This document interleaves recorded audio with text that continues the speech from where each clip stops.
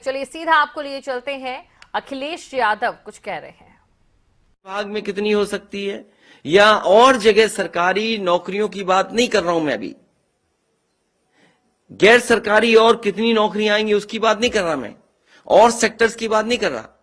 केवल आज IT sector में आने वाले समय में समाजवादी सरकार बनेगी तो उत्तर प्रदेश के नौजवानों को 22 में जब सरकार बनेगी तो 22 लाख नौजवानों को उससे ज्यादा सीधा सीधा रोजगार से जोड़ने का काम और उस तरह के फैसले, उस तरह की पॉलिसी बनाने का काम समाजवादी सरकार में होगा। इसलिए नौकरी और रोजगार संकल्प श्रृंखला में पहला ये है आईटी सेक्टर में कि समाजवादी सरकार बनेगी तो 22 लाख बच्चों को इससे सीधा सीधा कैसे उन्हें नौकरी मिले, रोजगार मिले, उसके लिए सरकार काम करेगी। और जो पार्टी जिस सरकार में 18 लाख से ज्यादा लैपटॉप बांट सकती है तो 22 लाख रोजगार देने में और उस दिशा में काम करने में समाजवादी लोगों को समय नहीं लगेगा। इसलिए 22 का रोजगार के लिए आईटी सेक्टर के लिए केवल पहला संकल्प है कि 22 लाख नौजवानों को जो प्रोफेशनल होंगे, क्वालिटी जॉब होगा, एजुकेशन जो कर करके इंजीनियरिंग करें, उनको नौकरी देने, रोजगार देने का काम समाज सरकार में होगा, उस दिशा में काम करेंगे। जॉइनिंग। और मुझे खुशी है इस बात की कि आज समाजवादी पार्टी में बहुत लोग शामिल हो रहे हैं और शामिल ही नहीं हो रहे हैं, वो चुनाव को भी फेस करेंगे। इसलिए मैं प्रदेश अध्यक्ष जी से कहूंगा कि नाम पढ़ें। सम्मानित पत्रकार भाइयों, बहुत हर्ष के साथ सूचित कर रहा हूं कि श्री प्रवीण सिंह ऐरन, पूर्व सांसद।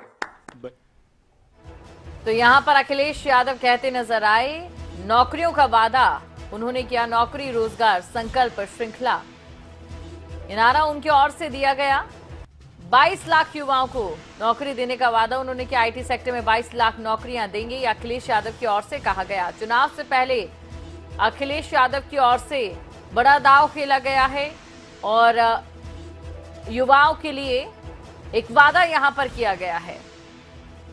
तो बड़ी खबर आपको हम बता रहे हैं और लखनऊ से लाइव तस्वीरें भी हम आपको दिखा रहे हैं। आपको जानकारी दे दें कि उत्तर प्रदेश में विधानसभा चुनाव होने जा रहे हैं और विधानसभा चुनावों से पहले इस समय त्रिकोणीय मुकाबला देखा जा रहा है। बात समाजवादी पार्टी की करें तो यहां पर समाजवादी पार्टी के अध्यक्ष अखिलेश यादव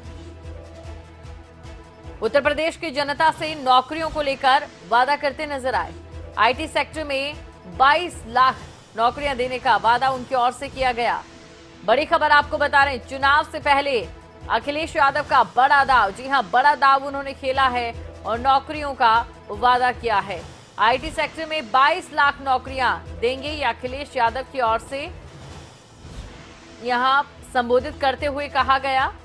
चुनाव से पहले अखिलेश यादव नौकरियों का वादा भी उनकी ओर से किया गया है। तो विधानसभा चुनावों के लिए इस समय तमाम राजनीतिक दल कड़ी मशक्कत करते नजर आ रहे हैं। लोग लुभावने वादे कर रहे हैं, लेकिन आखिरी फैसला जनता का होगा।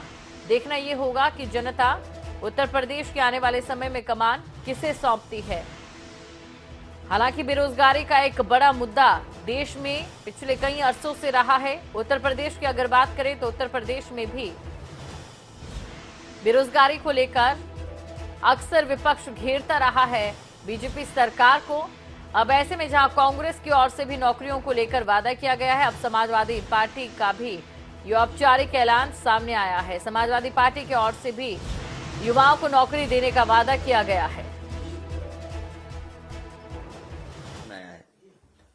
ये जो आप थर्ड फ्रंट की बात कर रहे हो, जो डबल इंजन की सरकार है, केवल एक बिहार से गाना आया था उससे घबरा गई। कहो तो प्ले करा दूं मैं आपके लिए, कहो तो मैं प्ले कर दूं। अगर आप हाँ कहो तो मैं प्ले कर सकता हूं आपके लिए। नहीं नहीं नहीं, ऐसे नहीं, अभी नहीं, नहीं अभी नहीं, अभी प्ले मत करना।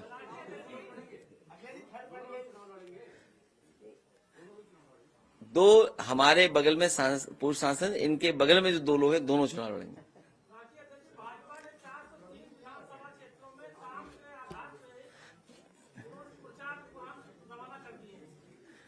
उनके जो मैंने पहले भी कहा, उनके बयान में जो चलेगा वो सब झूठ होगा। और इसलिए कि जब विज्ञापन इन्होंने झूठ के डाले थे, आपको याद होगा, फ्लाईओवर बंगाल का था, चीन का एयरपोर्ट था, जो फैक्ट्रियां दिखानी थी तो अमेरिका की थी। कम से कम इन्हें बताना चाहिए जो इन्वेस्टमेंट मीट हुई थी दो, एक डिफेंस की और एक उससे पहले, तो आखिरकार उत्तर प्रदेश में क्या इन्वेस्टमेंट आया।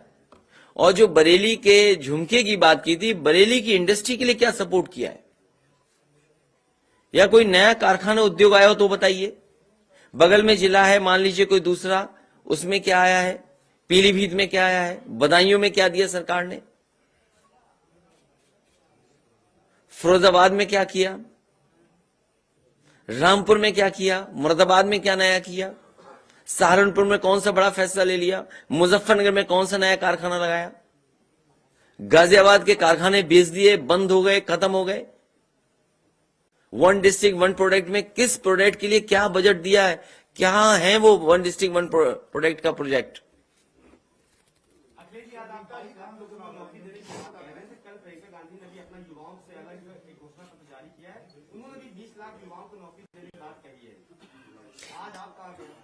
आज तारीख 22 है, 22 में सरकार बननी है, इसीलिए 22 लाख का। लेकिन अगर आईटी सेक्टर में ठीक से काम किया जाएगा, इसलिए मैंने केवल एक जगह का उदाहरण दिया आपको।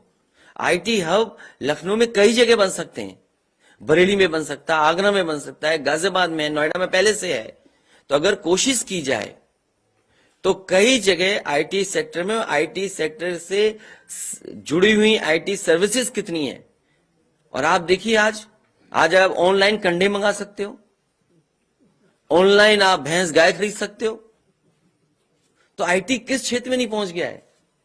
कितने ऐप्स बन रहे हैं, स्टार्टअप ऐप्स देखिए कितने बनाए जा रहे हैं। याद कीजिए हमारी सरकार में सबसे फैसला लिया था कि स्मार्टफोन दिए जाएंगे। अगर सरकार की नीयत साफ होती तो 1 करोड़ से ज्यादा उस समय भी रजिस्टर हो चुके थे बच्चे जो फ्री स्मार्टफोन पाते। लेकिन सरकार ने 5 साल नहीं दिए स्मार्टफोन।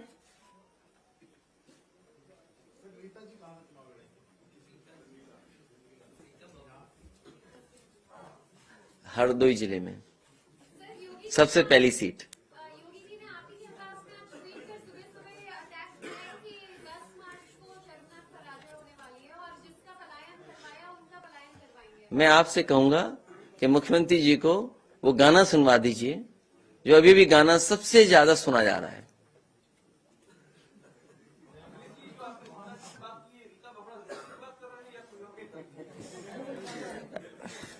ये पढ़ पा रहे हो कि नहीं पढ़ पा रहे हो? आज केवल ये बात होगी।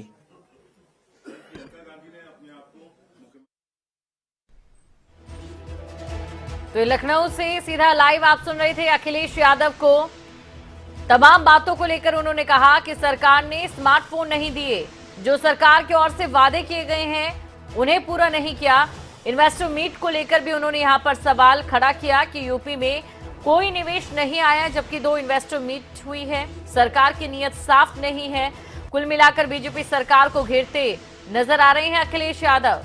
बड़ी खबर आपको बता रहे हैं, योगी सरकार पर अखिलेश का आरोप, 2 इन्वेस्टर मीट हुई लेकिन बावजूद उसके उत्तर प्रदेश में कोई निवेश नहीं आया। बरेली की झुमके की बात की, लेकिन बरेली में एक भी इन्वेस्टर नहीं आया।